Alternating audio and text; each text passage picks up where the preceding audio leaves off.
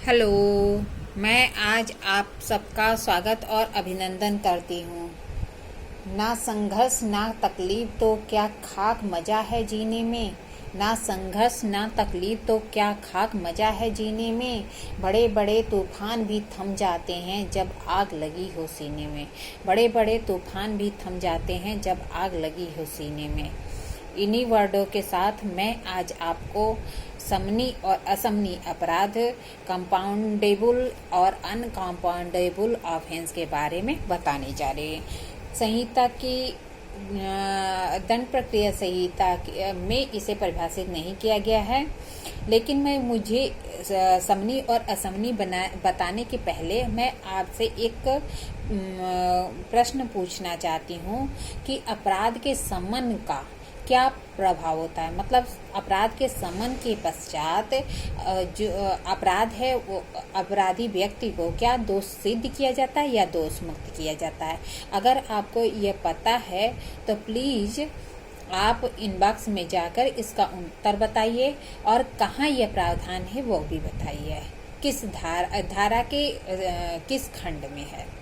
ठीक है, आइए मैं आपको समनी अपराध और असमनी अपराध के बारे में बता रही है। समनी अपराध, कंपाउंडेबल ऑफेंस, जब इसे संहिता की धारा 2 में परिभाषित नहीं किया गया है, लेकिन जो धारा 320 है इसमें एक सारणी दी गई है जिसमें उन अपराधों का उल्लेख किया गया है जिसका अभियोजन और अभियुक्त के मध्य समझौता के आधार पर समन किया जा सकता है। मतलब क्या कह रहा है, 2 में इसकी परिभाषा तो नहीं है, लेकिन जो धारा 320 है इसमें एक सारणी दी गई है जिसमें अभियोजन और अभियुक्त क्या करता है, समझौता करके मामले में समन कर सकता है।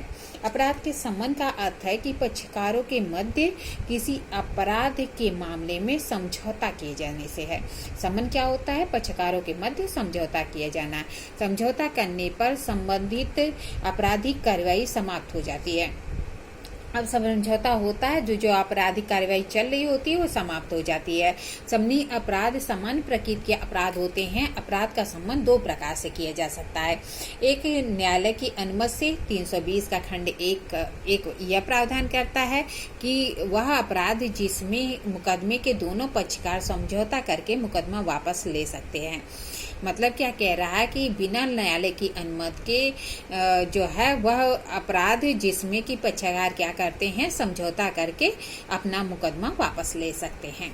दूसरा खंड कहता है कि न्यायालय की अनुमति से ही पक्षकार समझौता करेंगे। जहां पहले का खंड में बिना न्यायालय की अनुमति के भी समझौता करके मामला वापस ले सकते थे, वहीं जो दूसरा खंड है वहां न्यायालय की अनुमति से ही जो है समझौता करेंगे। इसका प्रावधान 320 के खंड 2 में है।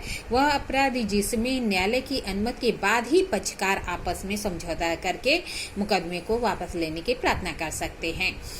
ठीक है, 320 में कहता है कि पक्षकार क्या करेगा, न्यायालय की अनुमति से ही समझौता करेगा और मुकदमे को वापस ले लेगा। अब 320 का खंड 3 क्या कहता है कि अपराध के दुष्प्रेरण या प्रयत्न के अपराध का संबंध भी उसी प्रकार होगा जैसे कि अपराध का। मतलब क्या है कि दुष्प्रेरण और प्रयत्न है तो उसका भी संबंध उसी प्रकार होगा जैसे कि अपराध का होता है। जब समन करने के लिए सम्मत व्यक्ति डिसेबल या फिर अक्षम होता है, अर्थात ऐसा व्यक्ति क्या है, पागल है, अवयस्क है, माइनर है, अनसाउंड माइंडेड है, तो तब संविदा करने के लिए जो समर्थ व्यक्ति है वह न्यायालय की अनुमति से समन कर सकता है। इसका प्रावधान क्या है, 320 के उपखंड 4 के खंड क में क्या कह रहा है, 320 का जो उपधारा 4 है और उसका खंड क्या है, क है। इसमें क्या कहता है कि जो संविदा करने के लिए समर्थ व्यक्ति है वह व्यक्ति क्या है, डिसेबल है। तो डिसेबल कैसे है, तो अवयस्क है या मतलब माइनर है या अनसाउंड माइंडेड है, तो न्यायालय की अनुमति से कोई समर्थ व्यक्ति क्या करेगा, न्यायालय की अनुमति से अपराध का समन कर सकता है। लेकिन दूसरा खंड कहता है कि समन करने के लिए समर्थ व्यक्ति यदि मर जाता है तो उसका विधिक प्रतिनिधि क्या करेगा, न्यायालय की अनुमति से अपराध का समन कर सकता है। यह कहाँ प्रावधान है, 320 की के उपधारा 4 के खंड ख में है।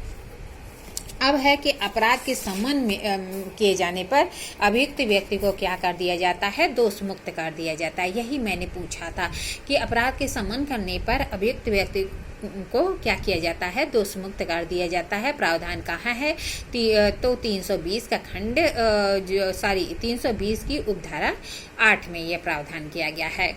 फिर 320 की उपधारा 9 यह उपबंध करती है कि अपराध का समन 320 के उपबंधों के अनुसार ही किया जाएगा। मतलब कह रहा है समन तभी होगा जब 320 के उपबंध के अनुसार होगा, तभी होगा। उच्चतम न्यायालय ने बंकट बनाम एवं अन्य बनाम स्टेट ऑफ महाराष्ट्र 2005 के मामले में यह निर्धारित किया कि 320 की उपधारा 9 के अधीन केवल उन्हीं अपराधों का समन किया जा सकता है जिसका उल्लेख 320 के सारणी 1 और 2 में किया गया है। मतलब क्या है कि अपराध जो है उसका समन उन्हीं कंडीशन में किया जा सकता है जब 320 के खंड जो सारणी दी गई है उसके 1 और 2 में आते हैं। आईपीसी की धारा 326 के अधीन जो वर्णित अपराध है वह समनी नहीं है, क्योंकि यह सारणी जो 320 की सारणी है उसके 1 और 2 खंड में नहीं आता है। मोहम्मद शमीम बेग व अन्य बनाम नाहिद बेग और अन्य AIR 2005 के मामले में एक तलाकशुदा मुस्लिम महिला अपने पति और उसके घर वालों के विरुद्ध आईपीसी की जो धारा 406 है और 498A के अधीन FIR की। पति पत्नी के बीच समझौता हुआ और मेहर और भरण पोषण के बदले 2,75,000 रुपये देने के लिए पत्नी सहमत हुई थी। समझौता न्यायिक अधिकारी के हस्तक्षेप से हुआ था। यह निर्धारित किया गया कि अब वह नहीं कह सकती कि वह समझौता अंतर्गत से परिचित नहीं थी। शपथ पत्र पर हस्ताक्षर मिथ्या कथन करके कराए गए थे। FIR रद्द करते हुए न्यायालय ने निर्णय दिया कि पत्नी का आचरण को देखते हुए दंडिक कार्रवाई को चालू रखना न्यायालय की आदेशिका का दुरुपयोग होगा।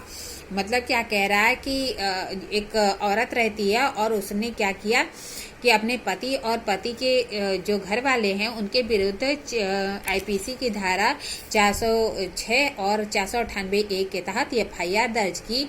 समझौता हुआ तो 2,75,000 रुपये देने के लिए समझौता हुआ। तो अब वो नहीं कह सकती कि वो समझौते के संबंध में परिचित नहीं थी या उसका हस्ताक्षर मिथ्या रूप से कराया गया था। न्यायालय ने निर्णय दिया कि दंडिक कार्रवाई को चालू रखने का कोई मतलब नहीं है, वह दुरुपयोग होगा, और उसने वो क्या कर दिया, उसका जो मामला था उसे खारिज कर दिया। जब अभियुक्त विचारा सुपुर्द कर दिया जाता है या फिर दोषित कर दिया जाता है और अपील लंबित है, तब अपराध का समन उस न्यायालय की इजाजत से होगा जिसे वह सुपुर्द किया गया था या जिसके समक्ष अपील लंबित है। अब आता है कि असमनीय अपराध के संबंध में अनकंपाउंडेबल ऑफेंस के बारे में। असमनीय अपराध वे अपराध होते हैं जिसमें बचकर समझौता नहीं कर सकते। यह गंभीर प्रकृति के अपराध होते हैं और अधिक दंड से दंडनीय होते हैं, समाज के विरुद्ध किए होते हैं, और ऐसे अपराध से व्यथित व्यक्ति अर्थात अभियोजन की प्रार्थना पर भी न्यायालय को कार्रवाई समाप्त करने का अधिकार नहीं होता। मतलब क्या, असमनीय अपराध गंभीर प्रकृति के अपराध होते हैं, इसमें समझौता नहीं किया जा सकता, यह समाज के विरुद्ध होता है, तो व्यथित व्यक्ति अर्थात अभियोजन पर किसी भी कंडीशन में कोई समझौता इस मामले में नहीं कर सकता है। अब दोनों में अंतर, समनीय अपराध और असमनीय अपराध है। प्रकृति संबंधी अपराध, समनीय अपराध जो सामान्य प्रकृति का होता है, जबकि असमनीय अपराध गंभीर प्रकृति का होता है। दंड संबंधी, समनीय अपराध में अपेक्षाकृत कम दंड दिया जाता है, जबकि असमनीय अपराध में अधिक दंड का प्रावधान किया जाता है।